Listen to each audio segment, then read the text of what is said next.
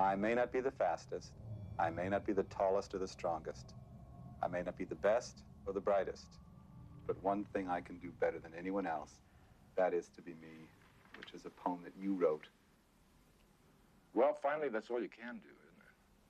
You can do a good job of doing that. Do a good job of being me, being yourself. That's really all I ask of myself. Because, as I said, I wasn't the fastest, and I wasn't the brightest, and whatever, you know.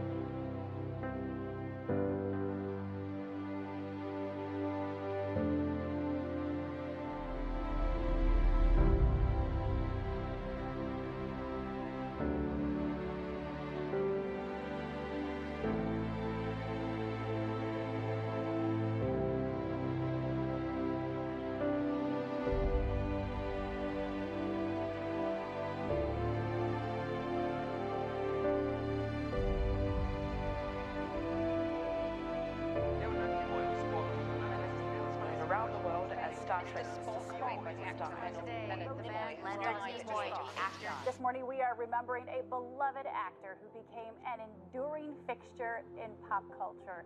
Leonard Nimoy. Leonard Nimoy. Leonard Nimoy.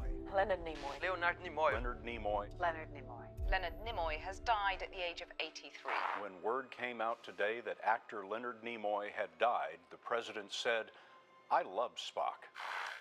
I have been, and always shall be, your friend.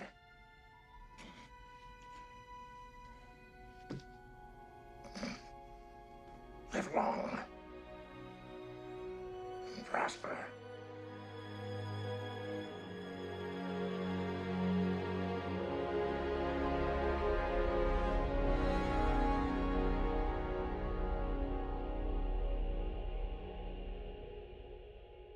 Listen to this. I just received an email from Will Wheaton. Leonard Nimoy's son is working on a documentary that he started with his father before he passed away. It's about Mr. Spock and his impact on our culture. For the Love of Spock, Adam Nimoy, Mark. We wanted to do something to celebrate the 50th anniversary of Star Trek, which was coming up in 2016. And a documentary about Spock had never really been produced before.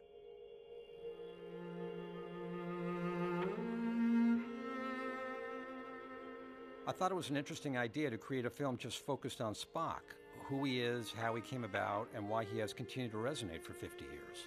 All is as a part of the celebration of the anniversary of the original series. And the minute I suggested this to Dad, he was in.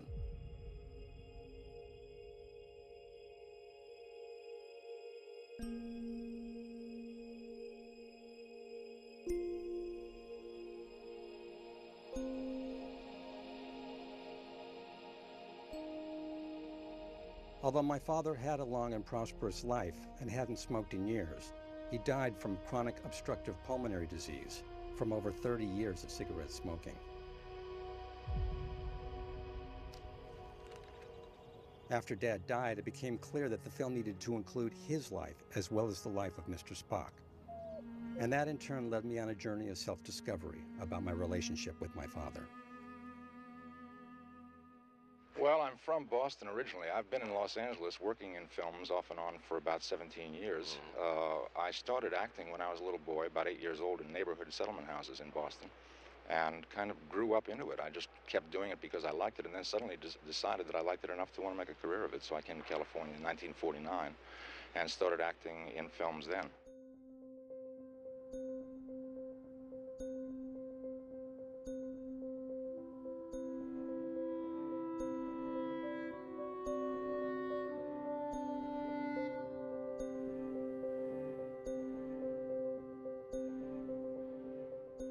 Now, my parents were extremely diligent, responsible, practical people. I grew up during the Depression. When I told them at age 17 that I was going to study drama at the Pasadena Playhouse and become an actor, they were grief-stricken. They tried to dissuade me, by refusing to give me the tuition, saying, "You'll have to do it without any help from us." They were totally against it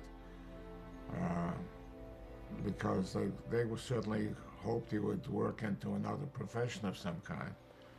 But he wasn't suited for all that. He wanted to do what he wanted to do. Being stubborn, I saved some money by selling vacuum cleaners. I bought a train ticket, and I headed west to California. So I'm walking down the streets of Pasadena on a hot September day, sweat pouring. I'm wearing a wool suit, a hand-painted tie, and suede shoes. I must have looked like somebody just arrived off the boat from Transylvania.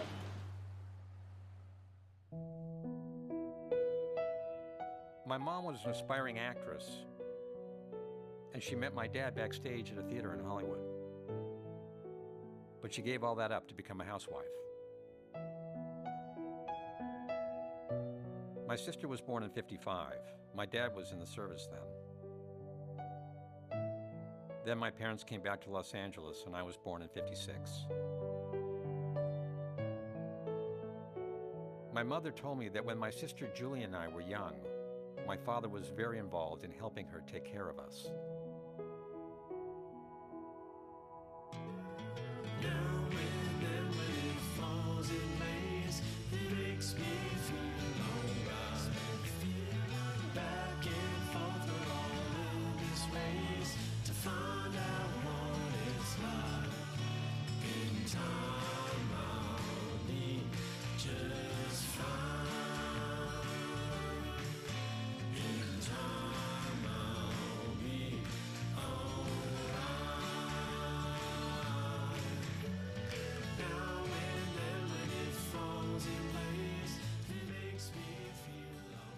One of my favorite memories of my dad was he hustled his ass during the early 60s, doing all kinds of jobs. He was servicing fish tanks. He set them up in doctors' offices. It was like sort of a fad in the 60s, and Dad had a corner on that market. We knew that Dad sold freezers. You know, he worked in a pet store. He drove a cab. He took care of aquariums. He had vending machines at one point, so he had all these little trinkets kept in boxes. He worked at Will Wright's ice cream parlor. He was managing an apartment building. He was not around. And even when Dad was at home, it was all these home improvement projects. My father was truly a Renaissance man. He could do just about anything, like build that massive brick wall in our backyard. He was trying so hard to get this career going, to make his life, to do what he wanted to do, which was be in the arts, be an actor. One of my idols was Lon Chaney, who was called the man of 1,000 faces in the movie because he changed characters so drastically from one performance to another. And I consider myself that kind of a person. I go to the makeup department, the wardrobe department, and get something together and find a character.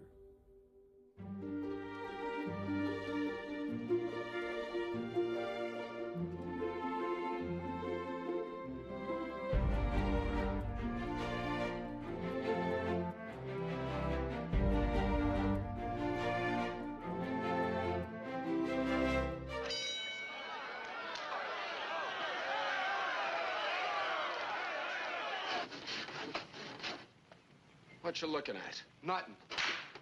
What's that for? For nothing. Next time you want to look at me, line forms to the right. 2 bits admission.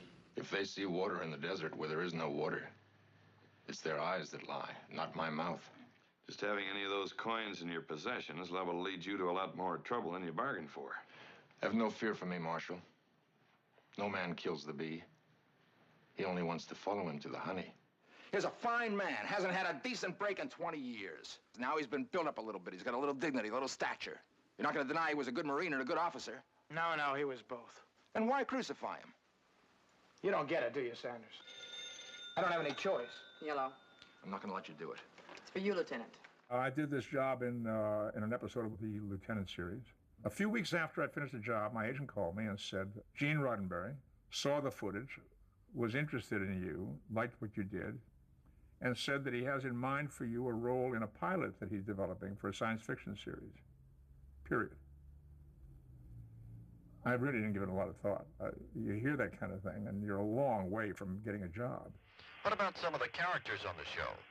Did you create them with certain actors in mind? Leonard Nimoy was the one actor I definitely had in mind, and I thought to myself, if I ever do this science fiction that I want to do. He'd make a great alien, and with those cheekbones, some sort of a pointed ear might go well. Guy simply made one phone call to Leonard. He came in, and that was it. So I went to this meeting expecting to be auditioned or to read for him or whatever. He was very congenial and said, let's take a walk. And he walked me over to the scenic design department. He showed me the plans of the sets that were being built, introduced me to the scenic designer, walked me over to the prop department, showed me some of the props that were being made. Wardrobe department, same thing. Here's some sketches of the clothes. This is interesting. It's like he's selling me on doing this job. That if I keep my mouth shut, I might have a job here. You know? Prior to Star Trek, I never had a job that lasted longer than 2 weeks in any television show or movie. Never. 2 weeks. Mr. Spock here. We're intercepting. I didn't have a cool look in mind at first. I had this jagged haircut and bushy eyebrows, and we went through a struggle with the ears.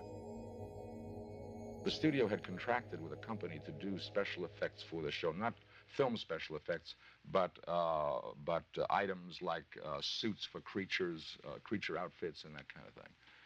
And included in the contract was the ears. They were supposed to do the ears. Now, they were very good at creating creatures, and we used them throughout the series, this particular company. But they were not really specialists in the very fine, delicate kind of appliance work that's necessary to add something to a person's features and make it really look like it's part of that person. We came right down within about 3 or 4 days of shooting the series. And I said to Gene Roddenberry, this is not going to work, and maybe we just better forget about the ears. Well, he insisted he wanted the ears to be part of the character. And he said, you try it, and let's work it out. Let's solve the problem. And at the end of 13 shows, if you're not satisfied with the ears, I'll write a script where Spock gets an ear job. So we went ahead and worked on the problem. And Fred Phillips, who was the actual makeup man who was going to do my makeup each day on the series, knew what the problem was. And a couple days before we started shooting, he called an appliance specialist. And we very quickly went to him, got the ears done in about 24 hours, and they were ready and they were perfect. And that solved the problem. Freddie Phillips always said that Leonard Nimoy reported for work at 6:30 a.m., and Mr. Spock could always be counted on to arrive somewhere around 7:15.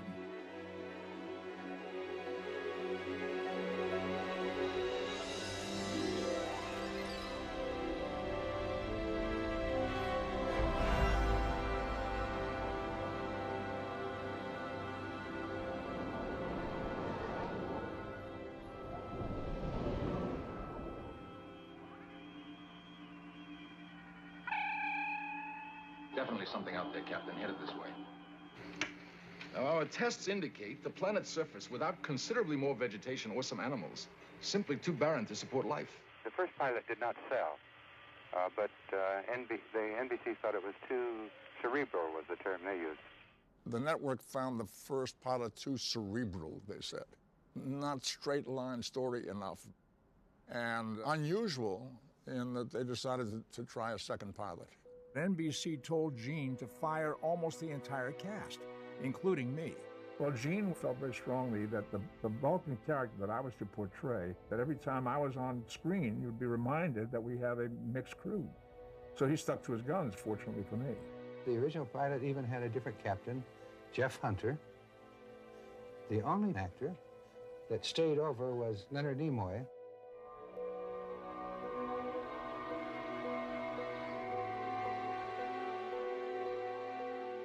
And then I had a shock. I opened up my mail, and here was a pamphlet from the NBC Sales and Promotion Department. And it was a pamphlet about Star Trek, this new series that's going to be on the air coming in the fall. I saw this photograph of myself as Spock, and it didn't look right. Something struck me as strange. And the closer I looked, the more I realized that they had straightened out my eyebrows, made them look normal, and they had taken off the tips off the ears. The network said, we are very dependent on the numbers in the Bible Belt, and they will not accept in their homes a character who looks devilish with these pointed ears. Are you casting me in the role of Satan? Not at all, Captain. Is there anyone on this ship who even remotely looks like Satan? I am not aware of anyone who fits that description, Captain. No, Mr. Spock. I didn't think you would.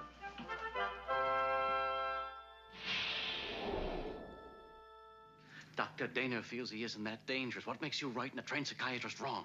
Because she feels. I don't. All I know is logic. In my opinion, we'll be lucky if we can repair this ship and get away in time.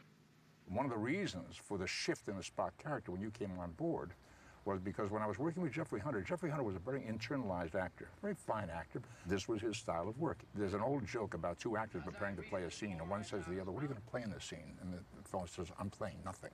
The other one says, "No, you can't play nothing. I'm playing nothing." So here's Jeffrey Hunter playing this quiet, internalized performance. And I felt the need to help drive something in opposition to that. Otherwise, we're both playing nothing. Right. And when you came on board with your energy and a sense of humor and a twinkle in the eye, I was able to then become the cooler Spock. Has it occurred to you that there's a certain inefficiency in constantly questioning me on things you've already made up your mind about? It gives me emotional security. Leonard bouncing off of me could now dramatically be internal, allowing me to be external, and the two forces made an interesting combination. I prefer the concrete, the graspable, the provable. You'd make a splendid computer, Mr. Spock. That is very kind of you, Captain. You know, I don't know if I had played Kirk that it would have dawned on me to have a sense of humor with Spock. I don't know that I would have thought of that. But Shatner's take on it was, I can fuck with Spock. I mean, you know, and without being offensive to the character. I can play with him. Certain you don't know what irritation is? The fact one of my ancestors married a human female. Terrible, having bad blood like that. Those two characters are the yin and yang. They are that in front of the camera, and it works beautifully, magnificently. There must be some intelligent form of life on Thasus. He could not possibly have survived alone. The ship's food concentrates would have been exhausted in a year or so. By which time he would have been eating fruits, vegetables, Probes nuts. of Thasus indicate very little edible And probes plant have life. been known to be wrong, Doctor, Mr. are you speaking scientifically or emotionally?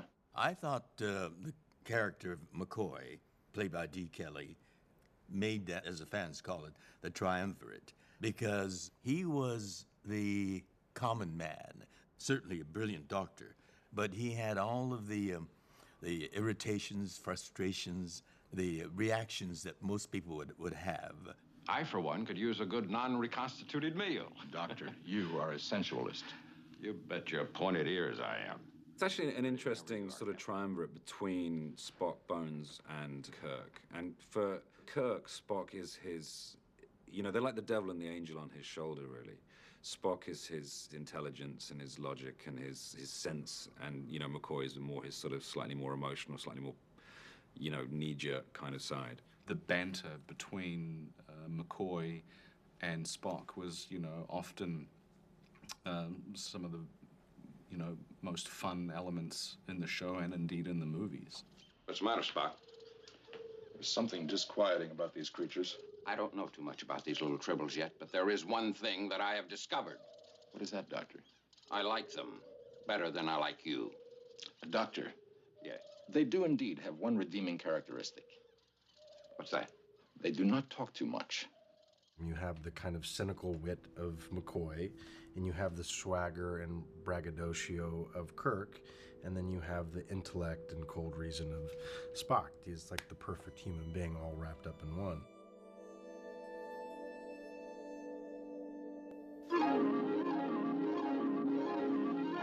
The following program is brought to you in living color on NBC.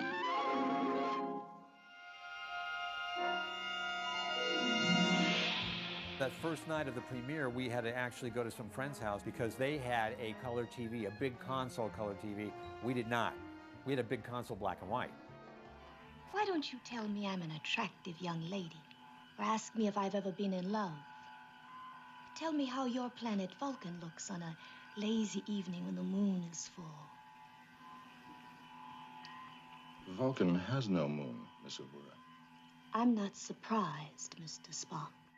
Dad in his costume, Vulcan costume. It was like, wow, this is really cool. But I remember it was just such an exciting night for us. This is not Nancy.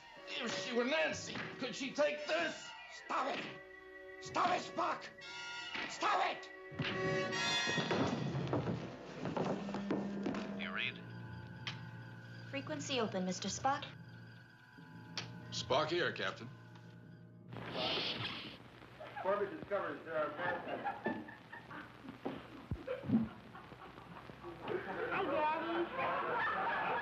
When I came to visit the set, they started shooting that first season at the end of May and early June in 1966. I was 9, almost 10 years old, and I was off for summer vacation. And this is why Dad would take me to work with him. I would get up early in the morning and we would drive to Desilu right next to the Paramount lot. And I'd be there all day. So I went out to California, and of course Leonard took care. I stayed up there at Leonard's home, and he said, "Guess what? I've got this new show. This is 1960." I said, "What is it?" He said, "It's called Star Trek." He said, "You've got to come on the set." I said, "Of course. You know, I'm in the theater, and this is my first time in Hollywood. I'm out there, and I walk on the set, and I see Leonard. He comes out. He came out from the dressing room, and I see his hair. I see these eyebrows up to here, and I see these ears on him. And I said, "Jeez, what is this?" You know. And he did a scene, and he was terrific in the scene. But I said, I got him to the side. I couldn't believe it. I said, Leonard, I've got to talk to you. I said, no matter what you do, you've got to get out of this as soon as you possibly can. This is a treadmill to oblivion. The review that Variety gave us when we first went on the air in September of 1966. And I thought you'd enjoy hearing what our show business Bible said about us the first week we went on the air. This is dated September, it appeared on September 14th, 1966, just a little over 25 years ago. It said, Star Trek with William Shatner, Leonard Nimoy. Star Trek won't work. That's the opening line. Then it says, an incredible and dreary mess of confusion, trudged on for a long hour, with hardly any relief from violence, killings, hypnotic stuff, and a distasteful, ugly monster. William Shatner, shh. William Shatner appears wooden, it says.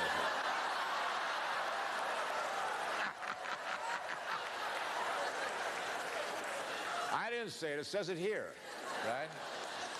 I've never heard him accused of being wooden before. You know? Spock!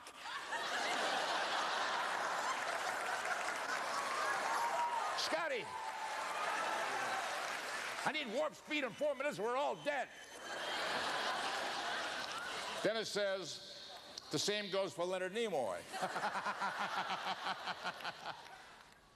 There are 500 or 1,000 who could play our characters effectively. There's only one person who could play Mr. Spock. Spock called for exactly the kind of work I was prepared to do. He was a character with a rich and dynamic inner life, half human, half Vulcan. He was the embodiment of the outsider, like the immigrants who surrounded me in Boston in my early years. How do you find your way as the alien in a foreign culture? Keep your fucking hands off me. Just keep away. Your feelings might be hurt, you green-blooded half-breed. May I say that I have not thoroughly enjoyed serving with humans. I find their illogic and foolish emotions a constant irritant. Then transfer out, freak!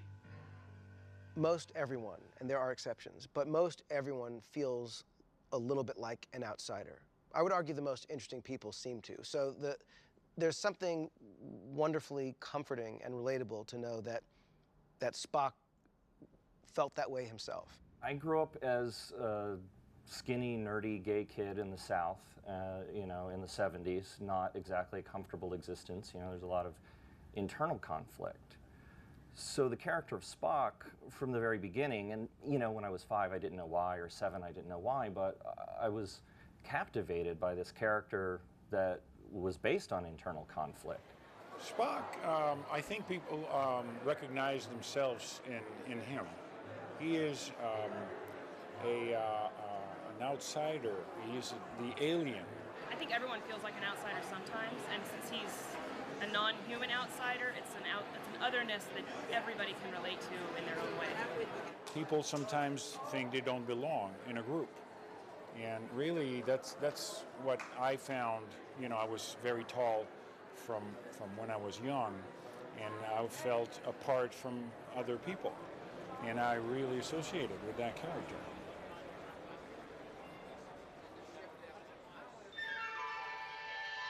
I think it was the very first episode we were filming after the pilot when we started into production, that there was a scene in which the ship was being threatened by some outside problems, an outside dangerous force. And there was a lot of activity on the ship. The captain was saying, do such and such, press this button, do this, warp 3, get us out of here, and so forth.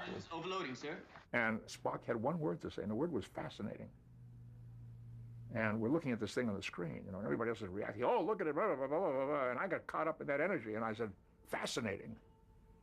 And the director gave me a brilliant note. He said, be different, be the scientist, be detached. See it as something that's a curiosity rather than a threat. Fascinating. Well, a big chunk of the character was born right there. If I seem insensitive to what you're going through, Captain, understand. It's the way I am. A lesser actor would say, why would I want to play him? He doesn't have any emotions, but he has so many emotions. But he also has emotional control. Expresses very little of what he's feeling, and I think it's fun for the audience to watch to see if there's a glimmer of something pops through. I had a very interesting conversation with your father about Spock, because we were talking about him as a cold, unemotional guy. And Leonard said, I never played him that way. I always played him as a guy trying to keep his emotions in check. And I thought that was a subtle and ingenious choice, because it lent a dynamic tension to what you saw on the screen, particularly in the close-ups of a guy trying to keep a lid on it. That thing must be destroyed. You tried to destroy it once before, Commodore. The result was a wrecked ship and a dead crew. I am officially notifying you that I am exercising my option under regulations as a Starfleet Commodore, and that I am assuming command of the Enterprise.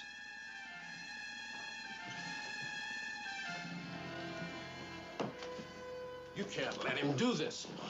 Doctor, you are out of line. So are you, sir.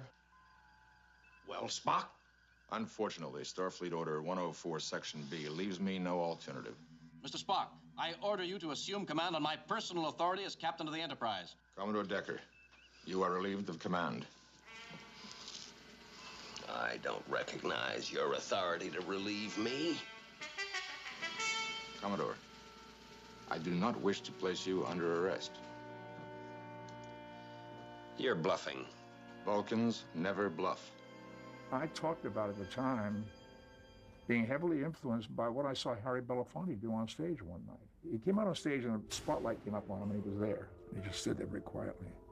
Applause. Next song, stood there quietly and sang. And then he must have been on stage 10 or 15 minutes. He was just standing with his hands on his thighs and sang. And when he made a gesture, it was like the whole place shook. It was like, wow! You know? It was gigantic. Wow, what a lesson. If you are minimal, then that becomes a big deal. If you are minimal, that becomes a big deal.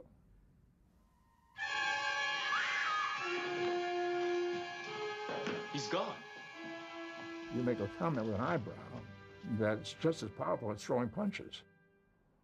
He didn't wield the human side frivolously for effect. He would, most of the time it would be contained, but occasionally, you know, most notably at the end of A Mock Time when he realizes that he didn't kill Kirk, there's a sweet moment of like, Jim! Which is just so, it's so earned. There can be no excuse for the crime of which I'm guilty. I intend to offer no defense. Furthermore, I shall order Mr. Scott to take immediate command of this vessel. Don't you think you better check with me first? Captain! Jim!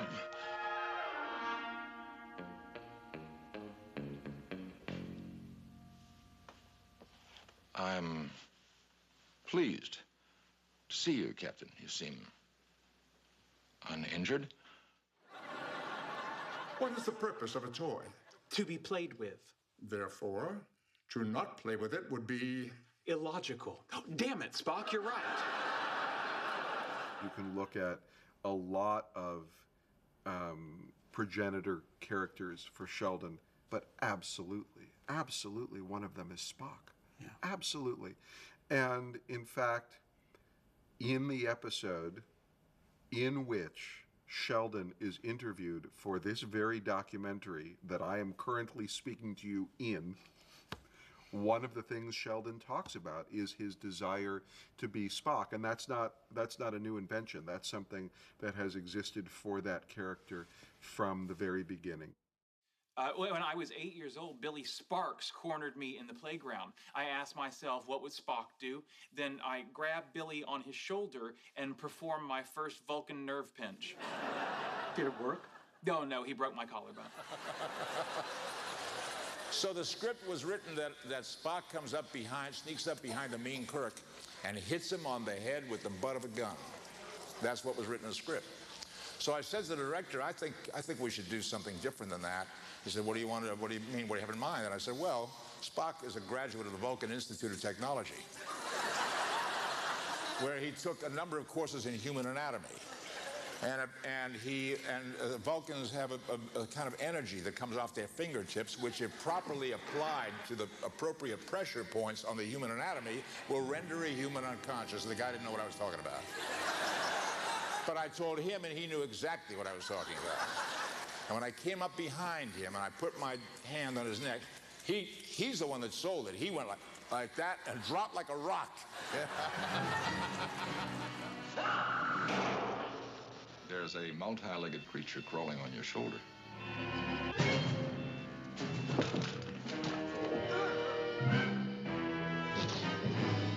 I'd like you to teach me that sometime. Our minds are merging, Doctor. Our minds are one. I feel what you feel. I know what you know. I like the fact that Spock could communicate with other species through thoughts rather than through words. Brilliant. What in the name of... The man talked to a rock, for goodness sake, in the Hornet. Oh, she's pregnant. It's a rock. Okay, that was good, because the rock is not going to speak English to you. Think of how many science fiction stories in that decade and the decades preceding where you'd meet aliens and the aliens spoke English. We didn't think to think that that would not happen. You got to crawl before you walk, I get that. But Star Trek not only knew how to crawl and knew how to walk, it was running.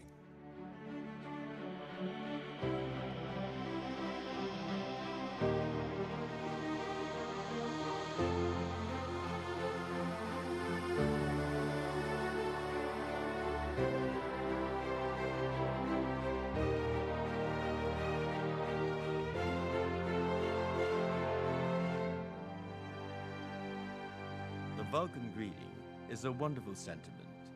Live long and prosper. And this, too, was something that was contributed by your father on the set. We had a wonderful script by Theodore Sturgeon called Amok Time.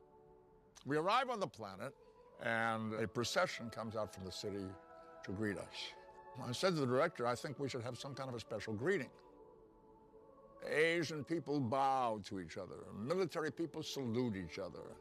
I think Vulcans should have some kind of a greeting. And he said, what would you like to do? And I said, how about this?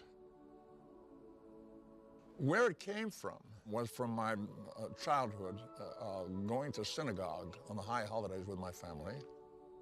There's a moment where a group of men get up before the congregation, cover their heads with their prayer shawls, chant a prayer.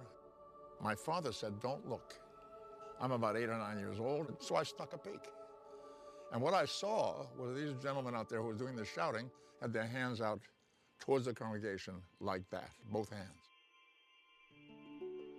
I found out later this is the shape of the letter Shin in the Hebrew alphabet. The letter Shin is the first letter in the word Shaddai, the name of God. Well, I survived. I peeked and I survived. But I was so intrigued with that gesture, and I suggested that we do that as Vulcans. Within days after that episode was on the air, I started getting that gesture back on the streets.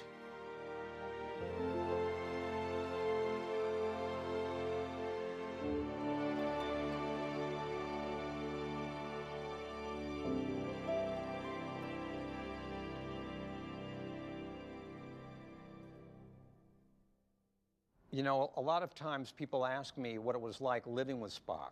And for the most part during that period, Dad was not home much at all. I didn't see him. He was really focused on what he was doing at the studio and for the show. His usual routine during the week was he would get up very early. He'd come home at 7 or 8 o'clock at night, eat his dinner, memorize his lines. He'd run the lines with my mother, and then just go to sleep and start all over again. So during the week, he wasn't around.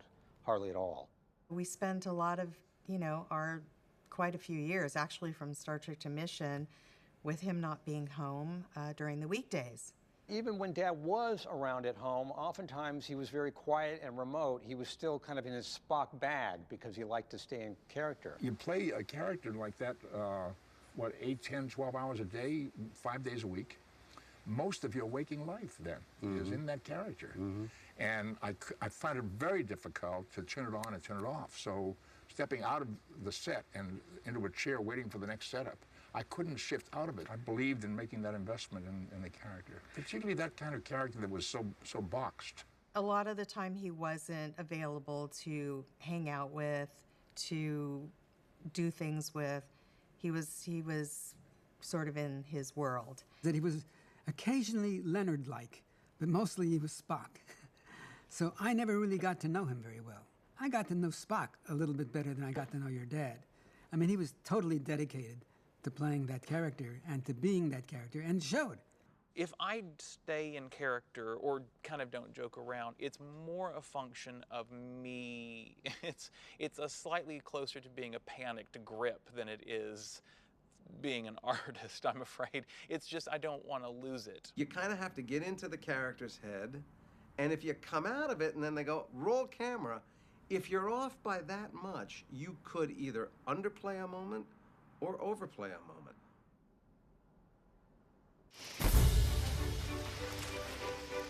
Fan mail started arriving pretty regularly in late '66, and there was some issue whether or not the studio would handle the mail, the network would handle the mail. They didn't want to do it. They wanted, Leonard to handle the mail, which he did in his office for a while. There was an interview in 16 magazine, I think it was the spring of '67, and somehow, accidentally, they published our home address as the mailing address for the fan mail. Within days, the mailman stopped coming. It was a truck that arrived with sacks of mail. And we were answering it. It came into our dining room. We had our dining room table all set up with the mail that we opened, and we stuffed envelopes with this early Spock promo picture. It was one of our family activities, was answering fan mail. Personal life was gone. Yeah, it started happening very fast, and to show you how naive I was, at that time I still had my phone listed in the phone book and my address, and it was all, I'd never dreamed that there was going to be that kind of impact, because I'd been on television before, and been in movies before, and I was listed in the phone book. It didn't matter to me. We started getting a lot of fan mail, not only fan mail, but fans coming to our door, knocking down the door. We started getting people driving by the house and parking and ripping at the shrubbery to have a souvenir, and taking my grass and my leaves and whatever. Some of them would knock on the door and ask to be invited in to visit. It got really crazy. Yeah, it got really crazy for a while. What about when you came back to Boston during the Star Trek years? Yeah, that was kind of exciting and a little difficult. People were following me on the street, and I didn't really want people to know where I was living. I was staying with my folks, with your grandparents. Right. And they didn't have any idea what Star Trek was. They didn't get it. All they knew was something had happened. Well, how did they react when they saw your haircut? My dad actually thought I was wearing a wig. He had a picture of me as Spock up on the wall in the barber shop, and kids would come in and say, I want a Spock haircut. Once word filtered through to network executives about Spock's popularity, they said to Roddenberry, say, why aren't you doing more with that Martian on the show? there's that element of competition, particularly the first season, because the titular star was Bill Shatner. Leonard was the secondary character. But when the show went on the air, people were absolutely magnetically attracted to Spock. So I'm asked to be the captain, and then it's the captain show, and that's great. Quite frequently, another character rises to the top as well. I go to Roddenberry, who then says very wisely, if Spock is popular, then Kirk is popular, and the show is popular, and that's what we all want. And I thought, you know, he's right. And from that moment on, I encompassed the popularity of Spock and was okay with it and enjoyed it. Jim, when I feel friendship for you, I'm ashamed. You've got to hear me. Kirk is the physical embodiment of the show, and Spock is the spiritual embodiment of the show. And I think it's how these two guys carved out their specific spaces in this little universe.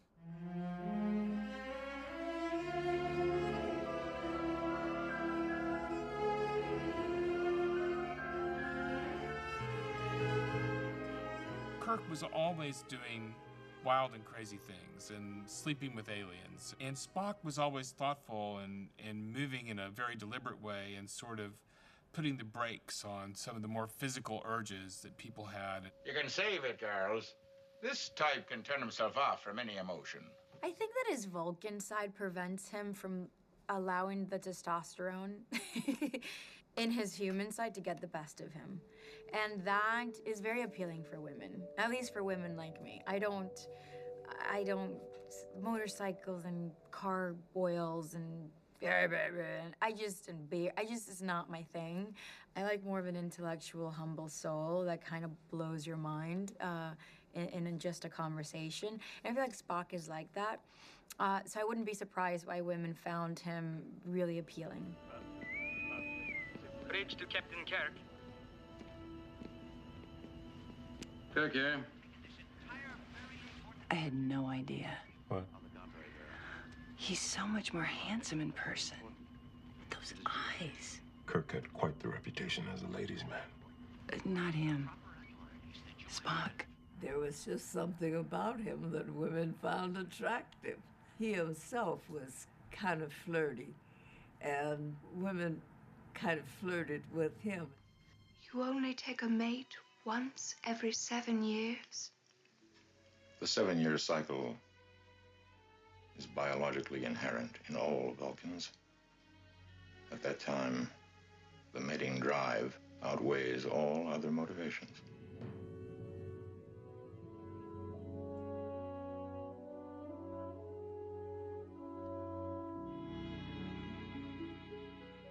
And is there nothing that can disturb that cycle, Mr. Spock? When did you get first interested in the fellas? Spock. And what was it about him? He was so repressed, and you just wanted to make him scream. I'm rather repressed. I don't think this is that different from the which Beatle do you love most. You know, I like the less emotional, more, kind of obtuse, bizarre type. So I think there's always going to be a Spock female versus a Kirk female. I was one of the first to find them. The spores. Spores?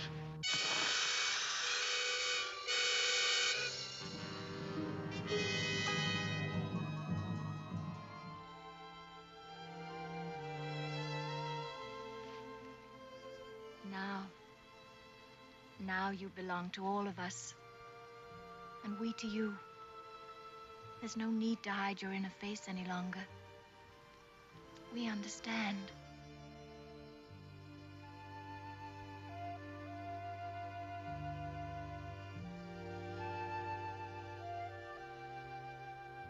I love you. can love you.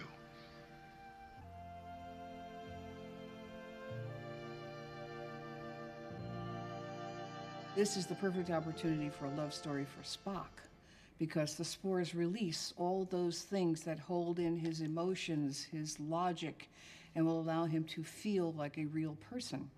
And this is unusual for him. It's unknown for him.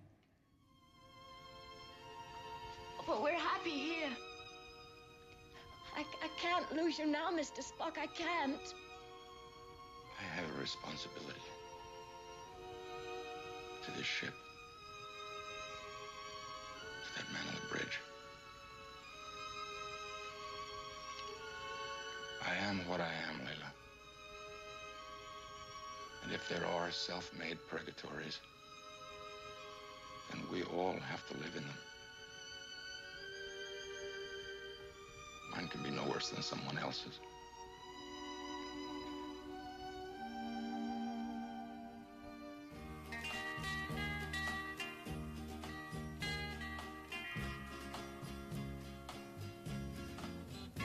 Cotton candy on a summer day, green grass on a hillside. Could they turn my love around? Could they bring her back to my side? But he was a better singer than I was. I mean, he could sustain a note, off key, but sustain a note.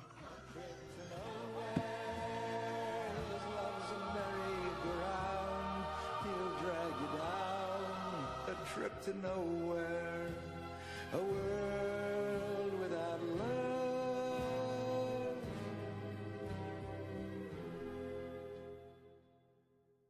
He was basically keeping himself busy by making hay while the sun was shining. I mean, that was his whole philosophy. He knew he was riding this wave, and it was very exciting, but he also knew that it could be over very quickly, and we could be back into the financial struggle that we were in before Star Trek came along. I always told him, you can take the boy out of the West End, but you can't take the West End out of the boy. I live with one. What does that mean? Well, he developed a very strong work ethic.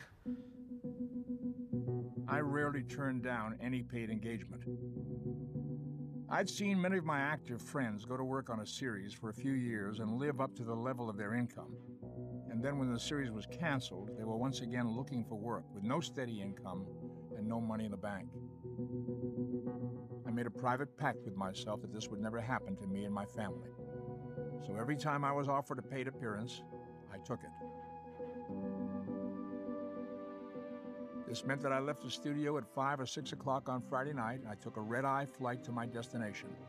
I'd arrive on the East Coast around 6 Saturday morning and catch the last flight out on Sunday night. I can remember a time or two when I got back to Los Angeles at 2 or 3 in the morning on Monday. I'd go right to the studio, stagger into my dressing room, and catch a few hours sleep on the couch. From there, I headed right into makeup.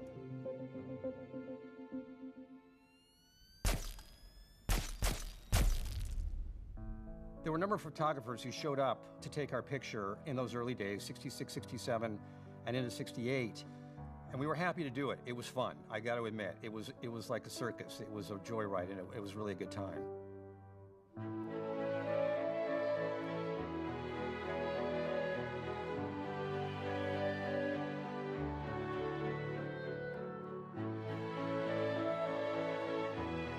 First it was like novel, it was great. It was like, oh wow, we're getting our picture taken, we're gonna be in a magazine, it's so cool. But after a while, it got tiresome. It became sort of an invasion of our life, and us not really understanding, why do we have to do this? Why is this so important? We were young. There was one time, I believe it was 1970, there was a photographer there, and we were supposed to come in and take pictures, and Julie and I were like, We joined together, we unionized, and we said no. You can't say no to Leonard, I gotta tell you. It's just, we felt guilty. We wanted to support him, but we were really done with the whole publicity routine. We took a really good family portrait, which is emblematic, I think, of where we were at that time in our lives, because no one is smiling.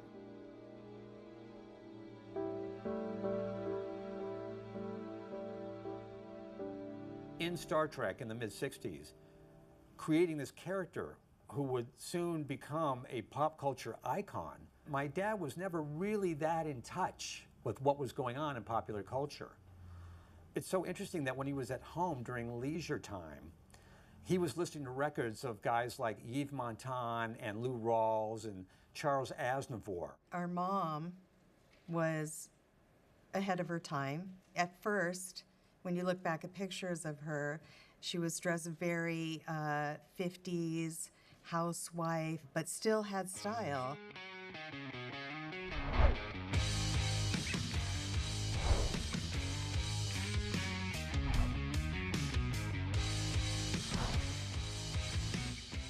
Dad stayed still very, in his dressing conservative, but Mom tried to, change his style up a bit. And so he started, wearing a little cooler clothes, some jeans, a little scarf, around his neck. And his hair was done a little cooler. Even though he had the Spock haircut, somehow we could brush it off to the side a little bit, and he looked a little hipper. Yeah.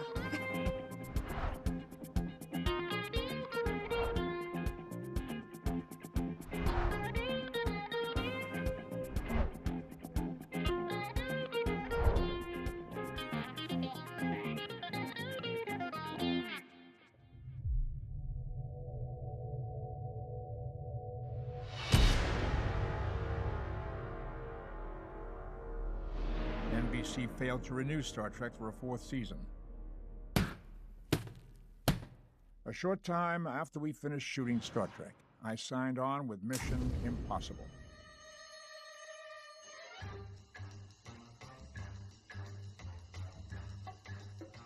Before he started on Mission, there was a press conference in Honolulu announcing that he was joining the show. It was a very exciting experience for me to be there spending time with Dad, although by then sharing him with the fans had become a part of my life. My character, Paris the Great, was a master of disguise. Therefore, I got to play a multitude of characters. Old men, Asians, South American dictators, blind men, Europeans. But then, before I knew it, I was playing the South American dictator again, and the Asian, and the old man, and the blind guy. It got boring. A short while later, I left the show. After Mission Impossible, I played Tevye in Fiddler on the Roof. It was only the first experience in my extremely enjoyable theatrical career. In Fiddler on the Roof, he was magnificent. He was very precise. He avoided every cliche. And as he grew into the role, he was extravagant.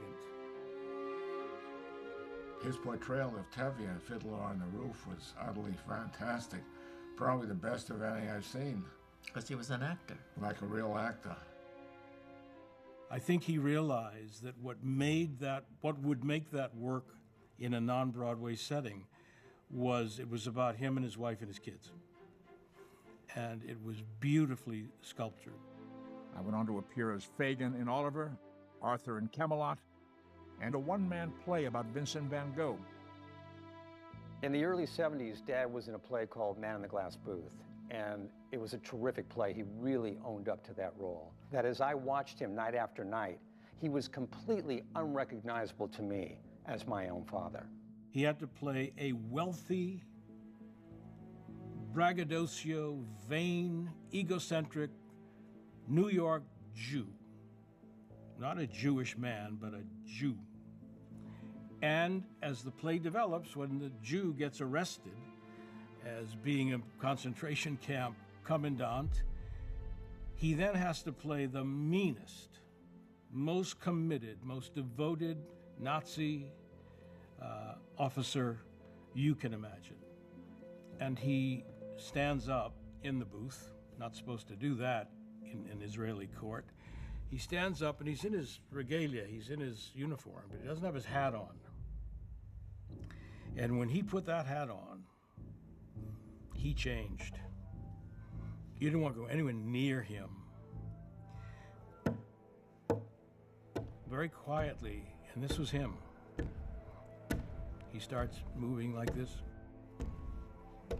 and he marches to the last bit of dialogue. And it gets louder and louder and louder. If a director could come up with that, he should get an award. The actor came up with it, and he should get an award. It was chilling. The times when your dad was performing in New York, and then we would see each other very often, and that's when they started to go closer. And then we became his groupies. When he performed any place east of the Mississippi, we would fly out to be there.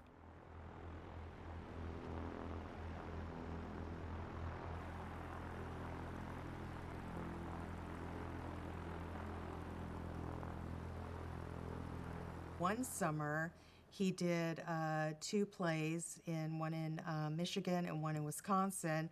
And at that time, he was flying his own single-engine airplane, and I flew a lot with him. I love flying, so I plotted the entire course out. I took lessons, and I got my little license. Not a pilot's license, they call it a pinch hitter, so that if anything happened to him, I could take over without a problem. And that was probably one of the best times I ever had with him. The decade of the 70s was kind of an interesting period for my dad because he had done so much theater work. He was really kind of proving himself as the character actor that he always wanted to be. He also hosted multiple seasons of In Search of. Underwritten in part by a national science. And he was in Philip Kaufman's remake of Invasion of the Body Snatchers. They were shooting in San Francisco, and I happened to be in school at Berkeley. And it was just a lot of fun watching them make that film. But what happens to us? You'll be born again into an untroubled world. He was a multifaceted individual, that is for sure. I knew that as a kid. I used to watch In Search Of, and I remember him in the Kaufman Body Snatchers and Mission Impossible, you know. He was never just Spock to me, even growing up. We came here from a dying world. We drift through the universe from planet to planet, pushed on by the solar winds. We adapt, and we survive.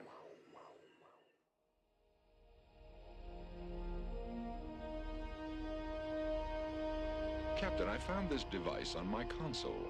It seems to serve no useful function, and... Captain? I'm sorry, Spock. It's your... When they began casting, I wasn't called.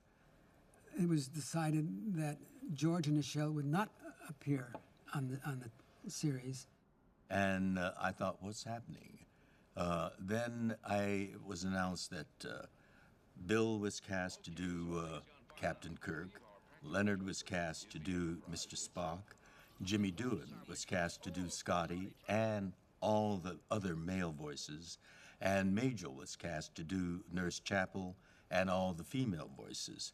But when Leonard learned of that, he said, what Star Trek is about is diversity coming together and working in concert as a team. And he said the 2 people that most personify that diversity in our cast are Nichelle Nichols and George Takei. And if they're not going to be a part of this, then I'm not interested. How many times does that happen in this business, you know? It says a lot about Leonard.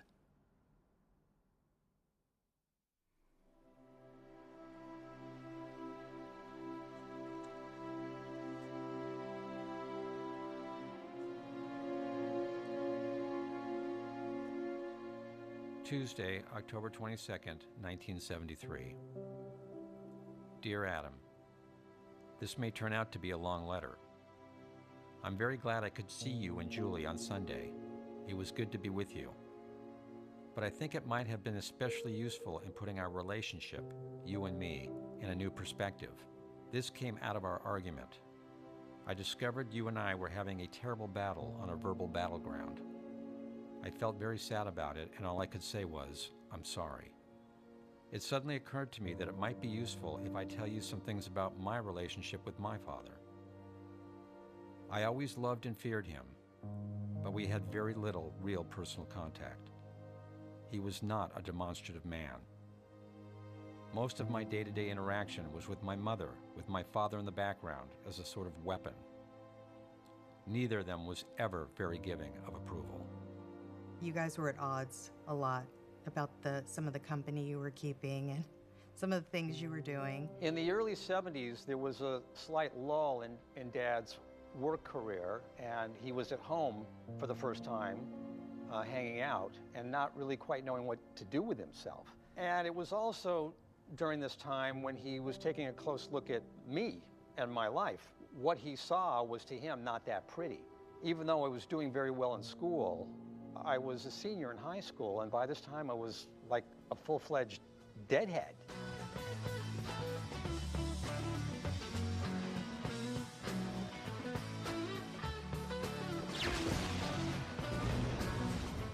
I mean, need I say more? I mean, you know, it was just not a good time for us. In the middle of the earth, in the land of Shire, lives a brave little hobbit whom we all admire. With his long wooden pipe, fuzzy woolly toes, he lives in a hobbit hole and everybody knows him. Bilbo, Bilbo Baggins, he's only 3 feet tall. Bilbo, Bilbo Baggins, the bravest little hobbit of them all. Captain? But one day Bilbo was asked to go What on in a the big name of... adventure to the caves below to help some dwarves get Am I back their gold that was stolen seeing by a things? dragon. Not unless I am too.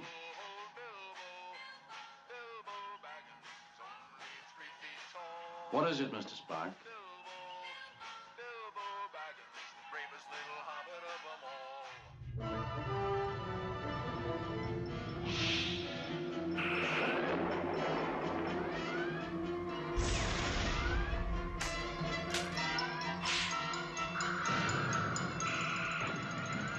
Having had only marginal success on NBC for 3 years, the show took on new life in syndication.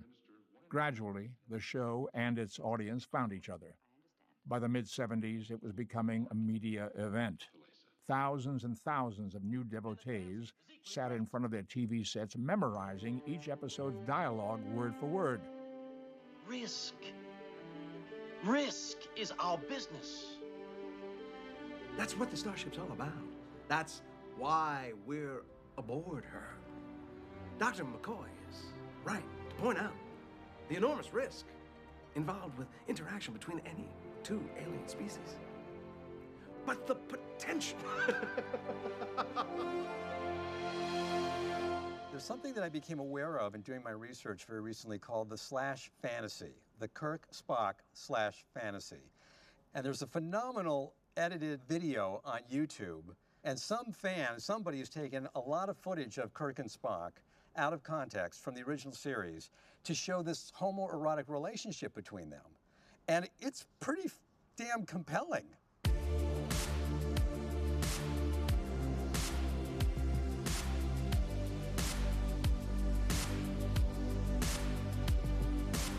At conventions, I saw slash zines with illustrations done by very good artists, and they were much, much more explicit between Kirk and Spock. It's a matter of who is looking at it, from what perspective, and from the perspective of gay people, seeing that is eye-opening. They see the gay passion, the gay attraction, and the gay anguish depicted in those scenes.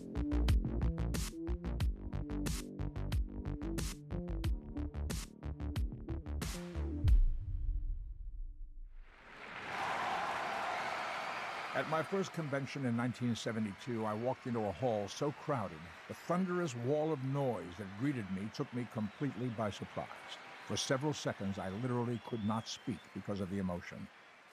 One of the things that I really respect about your dad was, I guess, his love and affection for the fans, and how he always had time and energy that going to conventions and meeting people. And I'm blown away by how much love there is for your father. It was an entirely new concept, this gathering of fans to celebrate Trek for a weekend. The organizers crossed their fingers and hoped for 500 attendees. They got 3,000. We went to one Star Trek convention. I think it was in L.A. But I'm not sure. I think you're right. Yeah. It was a wild I place. remember them having to get us out the back door. Right. Oh, okay. What was that like? Wild.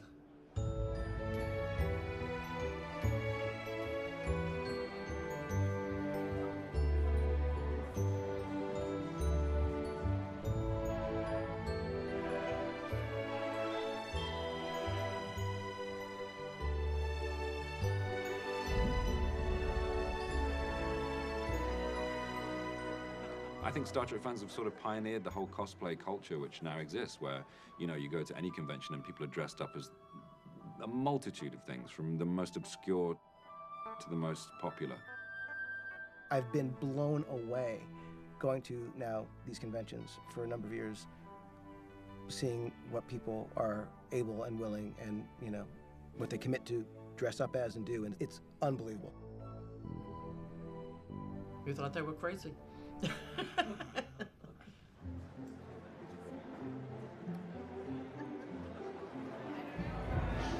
I'm here. I'm really here. I can't believe it. My first Star Trek convention. Watch your back. Here we go. So much stuff. Really cool. Wow. Whoa. Wow. Spock, status report. Pollux 4, Class M-type planet, oxygen-nitrogen atmosphere. Sensors indicate no life forms. In all respects, quite ordinary, Captain. Bobbitt, I want you to tell me a little bit about your history with Star Trek, how it's affected your life. And I would say it's probably one of the biggest reasons why I work at NASA. I mean, honestly, like, you know, seeing this Star Trek, this vision of the future, is one of the reasons why I work there today. Seeing a future where people, you know, from all different cultures and backgrounds were working together, you know, the betterment of humanity. I think that was a vision of the future that I wanted to help create. If Star Trek was the vision of the future that I wanted to create, Spock was the internalization of the kind of the person that I felt like I was, right? You know, as someone who was from two cultures, you know, Iranian father, an American mother, I saw in Spock, you know, that same conflict, I guess, of which one am I? Am I both? Is there a happy medium of the two? But also at the same time, I saw that, you know, he was accepted by his, you know, colleagues. Spock stood for a lot of different things. He stood for intelligence, integrity. He stood for the idea of really searching for truth, for figuring out how things really work. That is the underpinning of science, really. So I think for a lot of people, Spock was a representative of science itself, of using the human mind to overcome kind of the forces of chaos and make sense of things. That really resonates with a lot of people here, I would say. It certainly did with me. And I knew the minute I read Star Trek books that that was the character I most wanted to emulate with my career. Spock was a scientist. Now, for me, I knew I liked science before Star Trek. So Spock and I resonated, I think, in a way that surely helped but didn't initiate my interest. But I wonder if the slow but real appreciation for what science is and why it matters that I see manifesting today, whether it owes its origin to that series, to that character.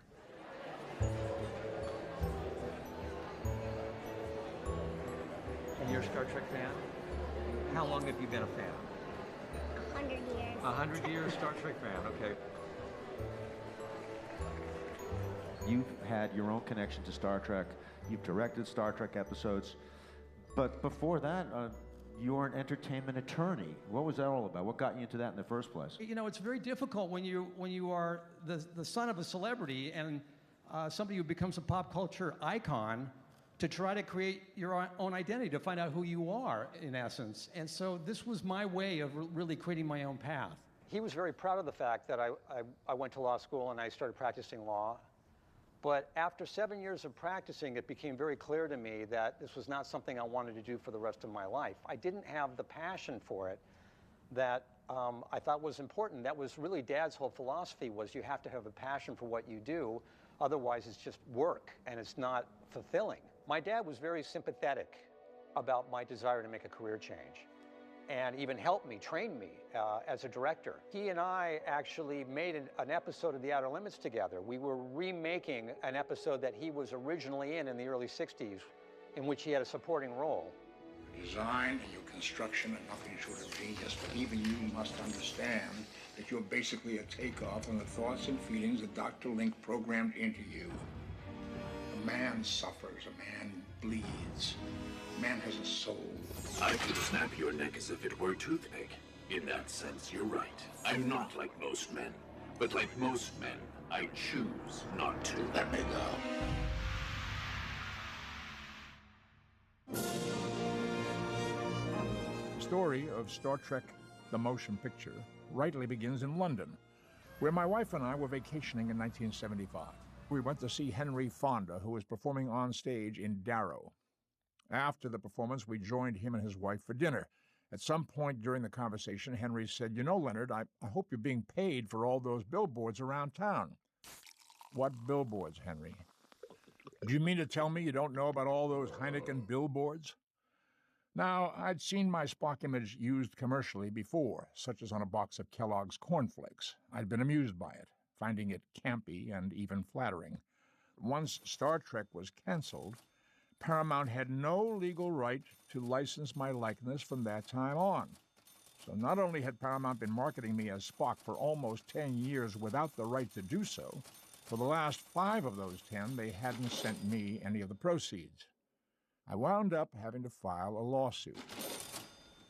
They wanted to make this movie, and Bob Wise had it in his contract that they would make their best efforts to get me in the movie, and my agent would call me and say, "They want to talk to you about the Star Trek movie," and I would say, "When we settle the lawsuit, I'll talk about acting in their movie," because I thought that's my leverage.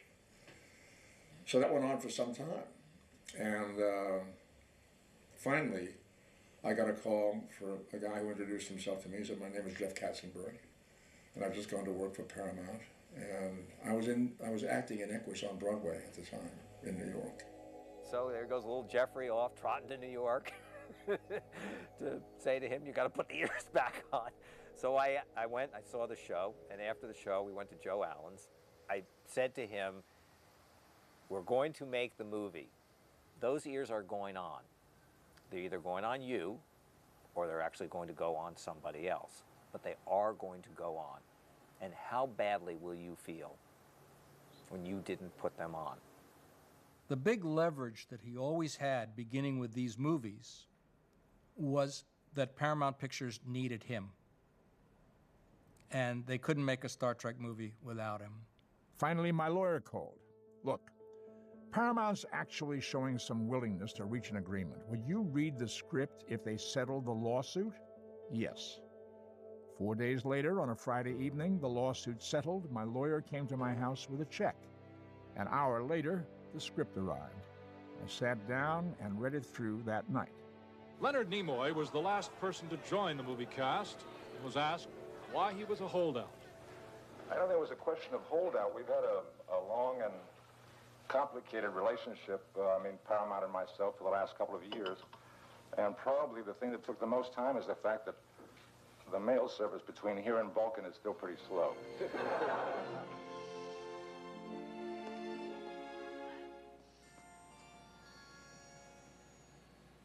Spock. Making that first movie was very, very dispiriting, very depressing. We had a bad script that just never worked. It was always a struggle to try to figure out how to bring some life to this project.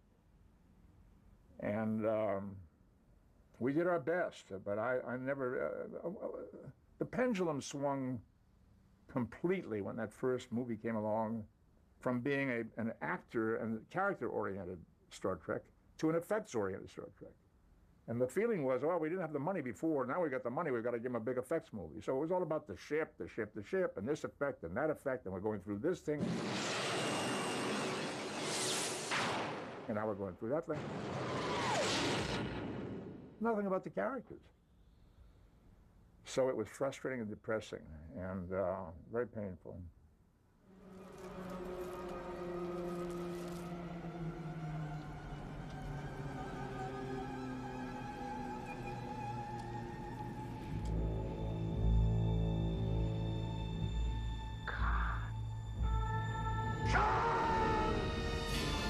In Star Trek II, the lure that Harve Bennett gave him was, you're going to have the greatest death scene of all time.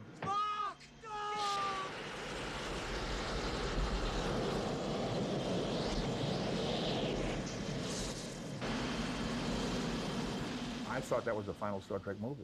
And when they said to me, how about a death scene, I thought, why not? If this is the end of Star Trek, let's go out in a blaze of glory, saving the Enterprise, you know? Be a hero and die.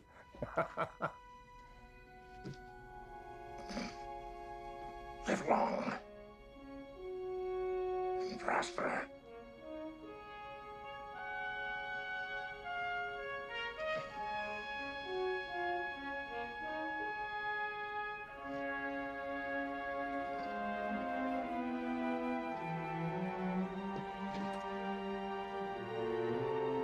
Then, sooner than I realized, it was over. Oh. I stripped off the ears, the makeup, the uniform, until Spock gradually disappeared, leaving behind only Leonard Nimoy. Never again the raised eyebrow, never again the delicious teasing of the irascible doctor, or the offering of logic to my impetuous friend and captain. Never again the mind meld, the neck pinch, or the Vulcan salute and blessing, live long and prosper. I asked myself, what have I done? Well, of course, they put in a little footage at the end of the movie that suggested that this might not be the end of Spock. I'm sorry, Doctor. I have no time to discuss this logically.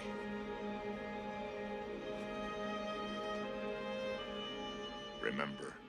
And they came to me, sure enough, after the picture opened and did business, and they called me in for a meeting. They said, we'd like to know if you'd like to be involved in another Star Trek movie. And I said, yes, I'd like to direct it.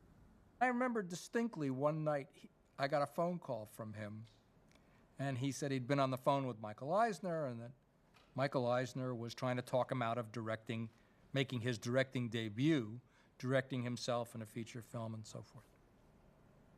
And he said, was asking me, was soliciting my advice. I said, well, it's really very simple. Are you prepared to let this ship sail without you? And he said, oh, absolutely. I said, then sit tight. You're going to direct the movie. My lord, the ship appears to be deserted. How can that be? They're hiding. Yes, sir. But the bridge seems to be run by computer. It is the only thing speaking. Speaking? Let me hear. 9, 8, 7, 6, 5. Get out! 3. Get out of there! I got a call before the movie opened from Jeff Katzenberg, who was head of production at Paramount at the time. And he said, we want you to make another one. And I said, you know, this one that I just finished, Star Trek 3, I said, you had a pretty tight choke chain on me, controlling what I was doing and making me answer for everything and explain everything I was doing and justify everything.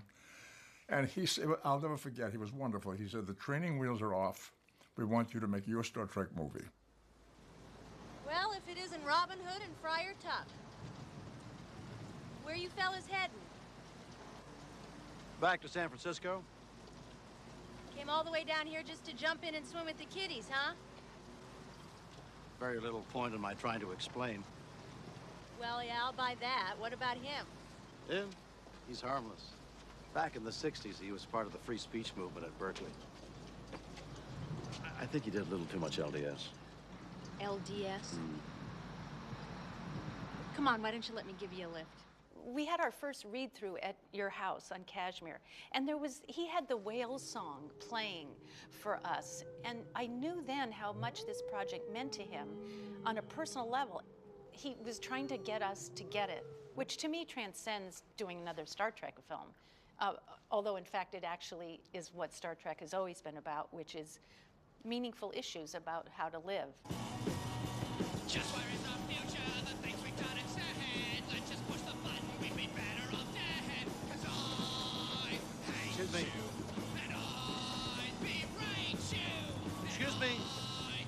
mind stopping that noise?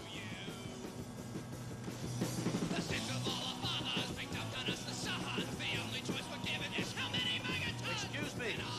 Would you mind stopping that damn noise?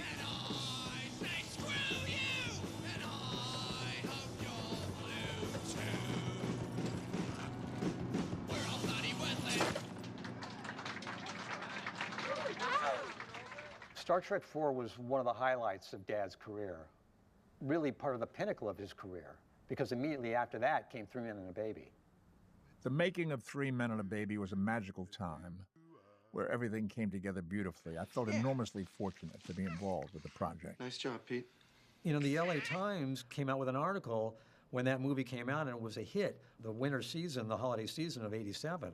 LA Times talked about the fact that the hit from the previous holiday season was a feature film entitled Star Trek IV, The Voyage Home, and that both of those films happened to be directed by the same guy. Then came The Good Mother, and my relationship with my father hit an all-time low. And you've left her alone with him. Well, of course I have. She likes him. They have fun together, Brian. Well, ask him about the fun, Anna. Well, what are you suggesting, Brian? That he did something wrong with Molly? He did, Anna. Well, he didn't. She told me. She's told the shrink.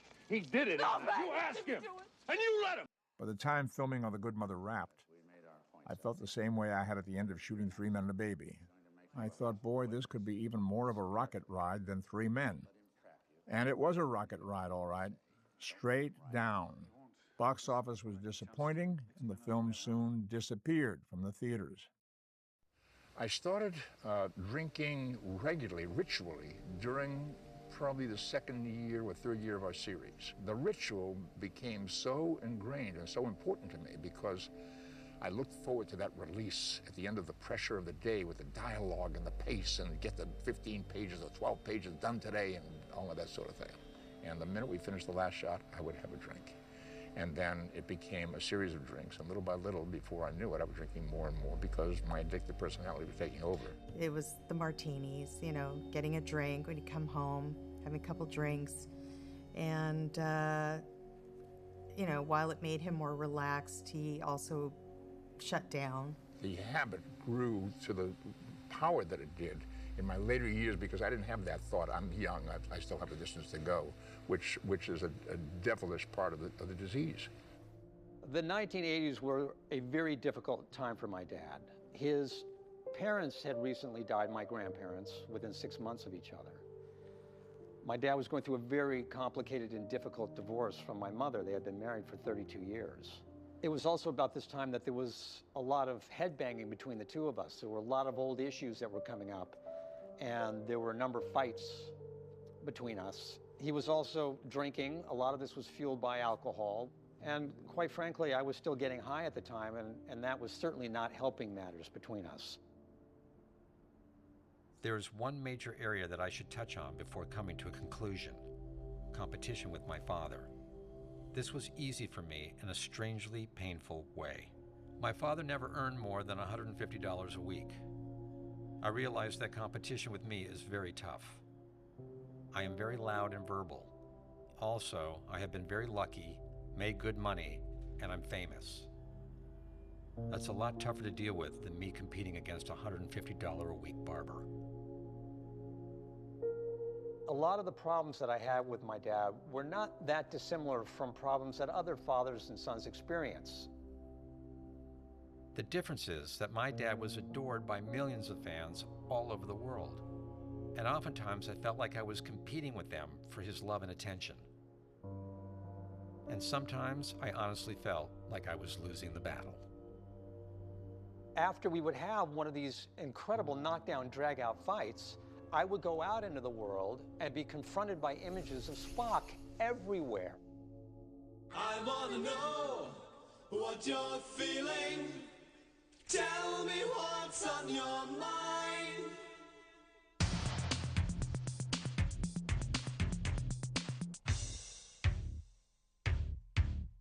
Pure energy. Pure energy.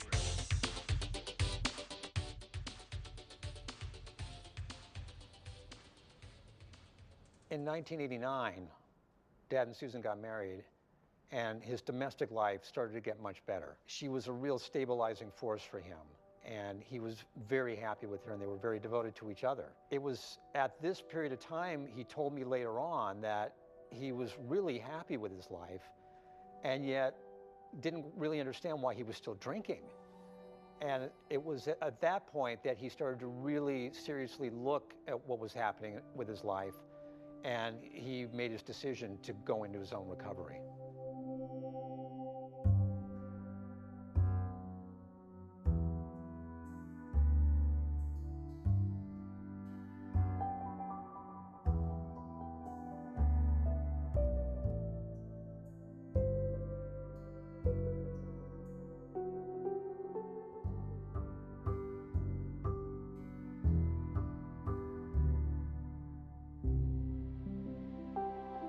My first images were photographed with this camera and enlarged with this camera, and with about 20 cents worth of Kodak supplies.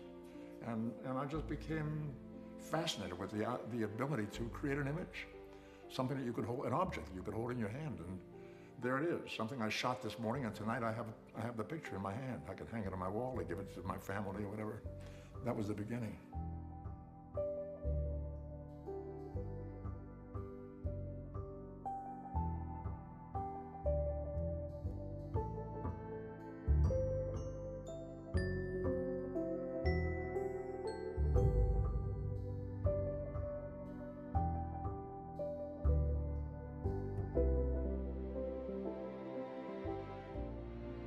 Although Dad started taking pictures at an early age, he continued this hobby throughout his life.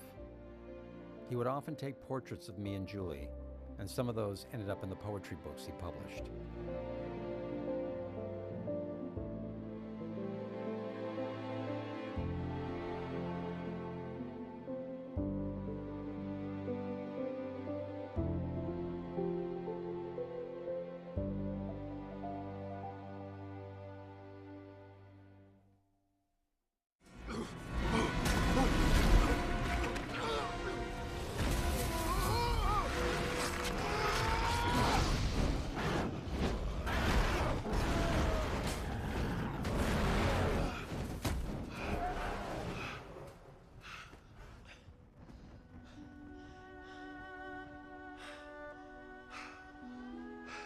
James T. Kirk. Along came J.J. Abrams, who found a way to crack it open to an entirely new and different audience.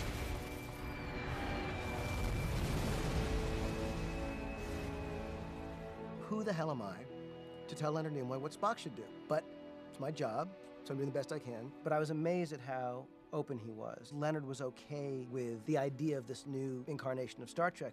It set a tone on the set even beyond the days that Leonard was working. You didn't have to know all about Star Trek. You could come and enjoy this movie as a person who had never seen anything of Star Trek before. Fascinating. What? Okay, I'm sure you're just doing your job, but could you not come a wee bit sooner? 6 months I've been here, living off Star Trek protein nibs and the promise of a good meal. Myself, Leonard, and Chris shared a trailer when we were shooting the stuff when they discover Scotty on the planet. And it was quite far from the circus, from the unit base, so we had a trailer that we just sat in and we shared. And we were shooting really late at night. It was like, 2 or 3 in the morning, and Chris, Leonard, and I were just sat in this. And Leonard was in his full Spock regalia, ears. We had the big sort of like winter coat on and stuff, and he sat upright, and he went to sleep. And he was just sat there, just quietly snoring. And Chris and I were just looking at each other like,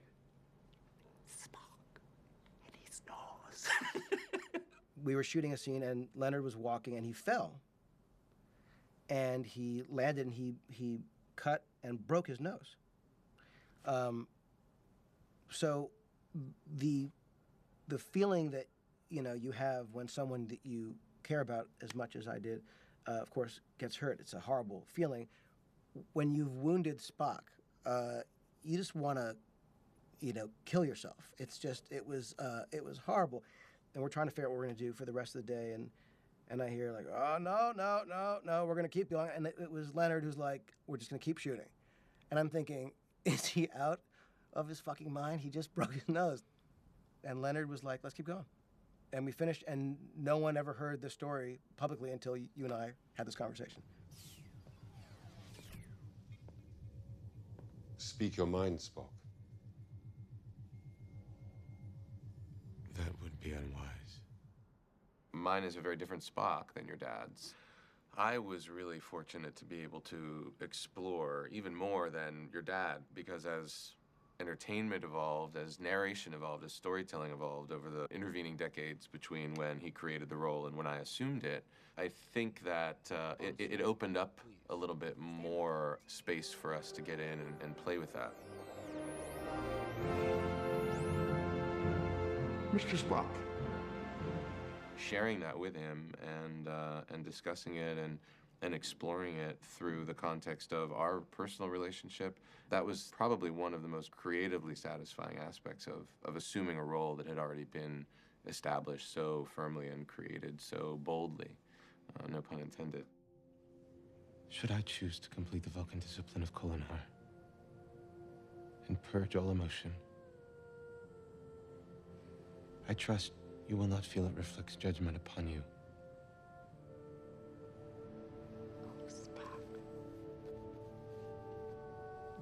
As always, whatever you choose to be, you will have a proud mother.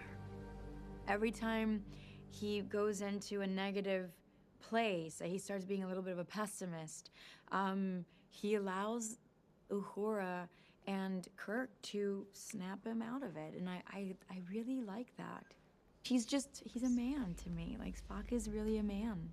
Even though he's half alien, it's like, he could have been, I don't know, half anything, but he's still very much natural.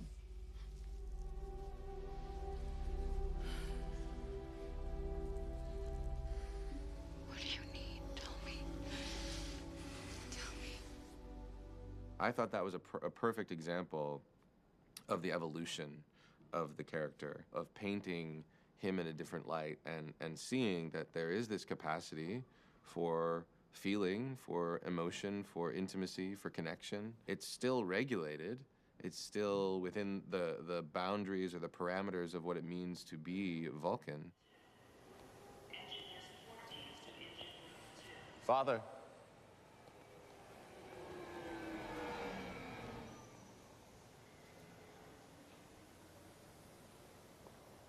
I am not our father.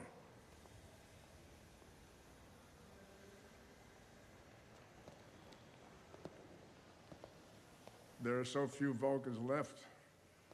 We cannot afford to ignore each other. Spock, in this case, do yourself a favor. Put aside logic. Do what feels right.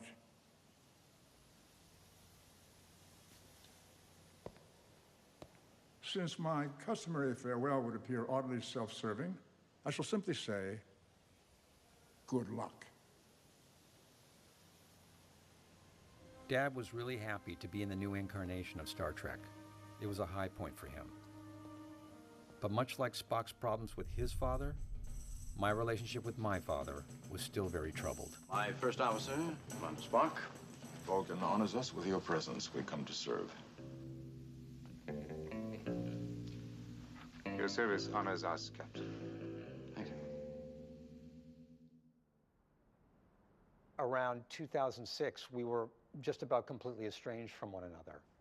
Old issues were flaring up, and I was at a low point in my life. I had just ended an 18-year marriage, and I had decided to go into my own 12-step recovery. And it was a real difficult time for the two of us, and basically for 3 or 4 years, we had very, very little communication. By around 2008, we started to talk again and reconnect again and really came back together in our relationship with each other. I had met Martha in a doctor's office, and she was my age, and she was very sweet, fun, attractive woman. And I started dating her regularly, and I mean, I was so much happier having Martha that I married her. 4.5 months after we were married, Martha was diagnosed with terminal cancer.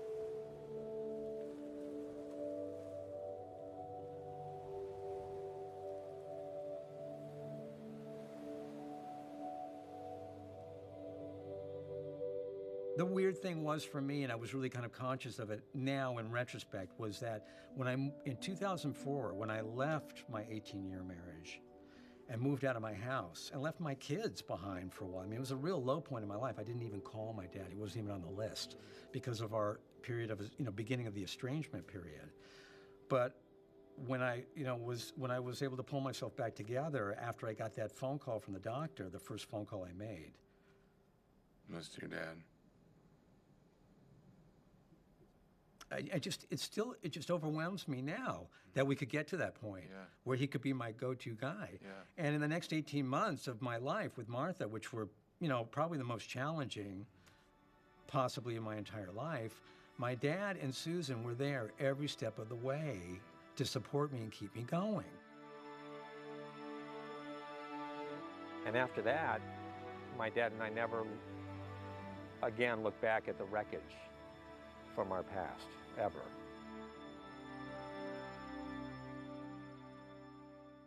So here we are.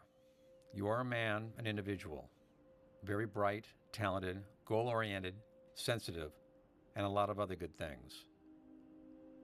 Above all, I want you to know that you are priceless to me. I'm proud of you, and I deeply love you, your father.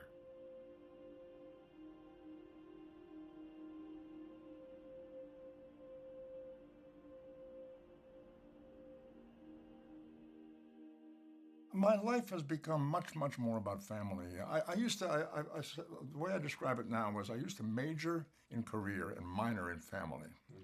And now I've turned it around. I'm much more majoring in family and minoring in career. I do an occasional pop-up thing here and there for friends, but mostly I'm dealing with my family. With Dad marrying our stepmom, Susan, she and Aaron became a part of our family.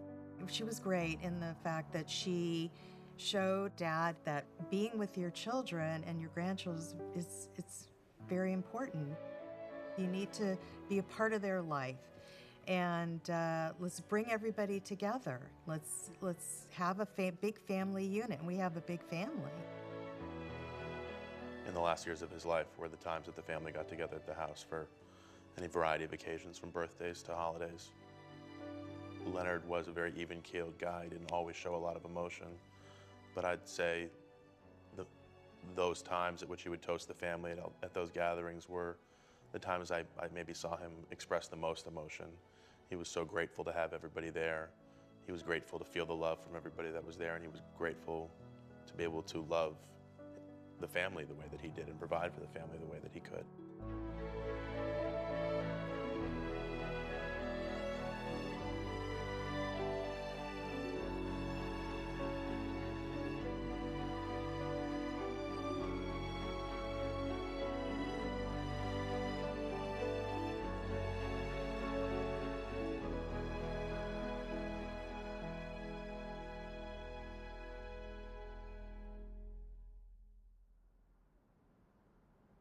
The day Leonard died, and he was in a coma, I leaned over and said to him,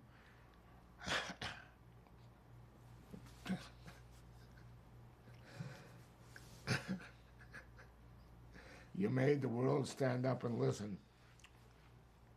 And I swear he nodded his head.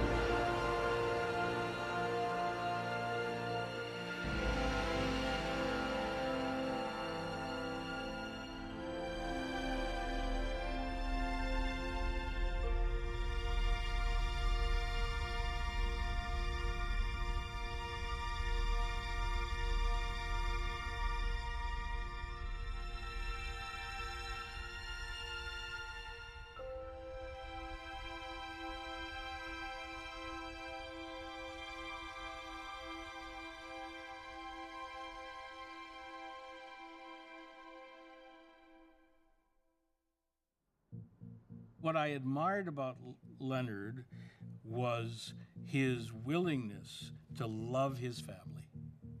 And because I was on the periphery of it, I got that love. It made him a wonderful actor in the work we did, and I think it made him a mensch. Probably a word you're going to hear a lot. Mensch. A mensch is someone who's responsible and disciplined, and you can count on. He was just this stable force in my life, and I knew I could always count on him. He was the mensch of mensches. He was loved and adored by, I think, everybody on the set. To create a character who leaves a mark on the society that strikes a chord that resonates. Leonard Nimoy did that. If there was a word you would use to sum up or describe either my dad as an individual or Spock, the character, what would that be for you? The first word that springs to mind for both of them actually is, I would say, is noble. There was something about, there's definitely something about Spock which is very noble. You know, he's obviously a man of massive integrity and conviction. If I had to pick one word, it would be dignity. Artist. Integrity. Human.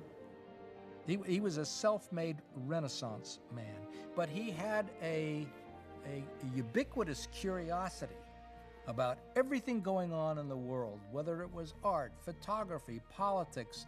Logical. Humble. Hope. Cool. Spock was cool. I think a little bit of Spock needs to be behind every important decision we make in our lives, about ourselves or with regard to others. The first word that does come to mind is loving. Love. If it's free association, then it's definitely just love. What's yours?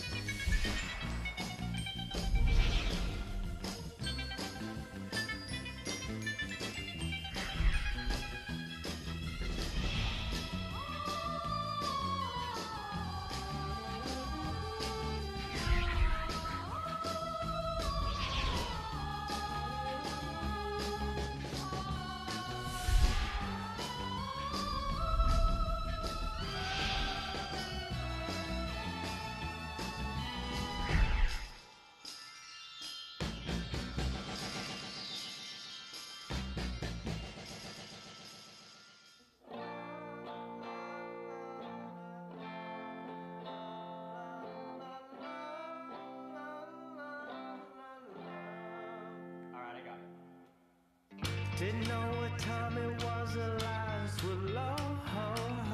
I leaned back on my radio. Some cat was laying down some rock and roll, so we said. And then the loud sound, it seemed to fade. Came back like a slow voice on a wave of phase. That was no DJ, that was hazy cosmic jive.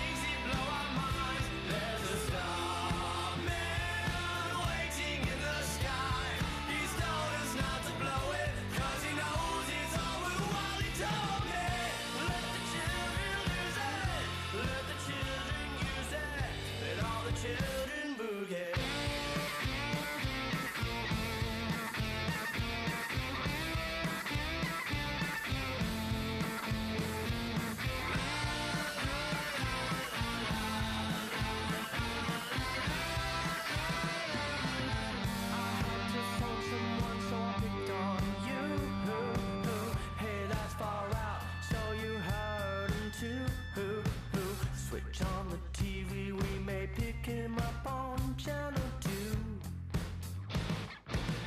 Look out your window, I can see his light. If we can sparkle, he may land tonight. locked up in fright.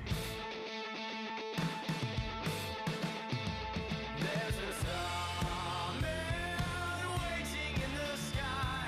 He'd like to come and meet us, but he thinks he'd blow our minds. There's a starman waiting in the sky.